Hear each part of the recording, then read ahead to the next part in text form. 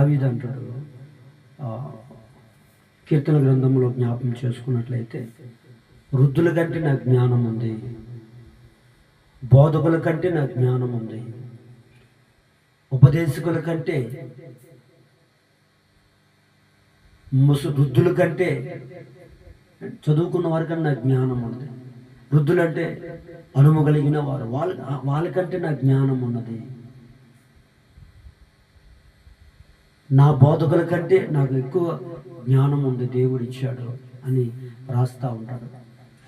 కాబట్టి ఈ సమయంలో ప్రభునందు దేవుని బిడ్డలారా, అటు జ్ఞానం మనం సంపాదించుకోవాలి.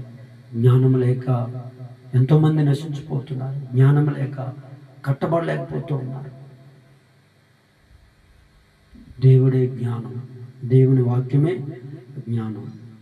నువ్వు జ్ఞానం కలిగి ఉంటే నువ్వెందుకు నశించిపోతావు? నువ్వెందుకు త్రాగుతావు? ఎందుకు తిరుగుతావు? ఎందుకు దుష్టులు ఏంటండి సాంగత్యం చేస్తావు? కాబట్టి దుష్టులు సాంగత్యము చేస్తే మంచి నడవడి చెడిపోతుంది, చెరిగిపోతుంది, పాడైపోతుంది. అందుకే మొదటి కీర్తన జ్ఞాపకం చేసుకోవాలి. కాబట్టి దుష్టులు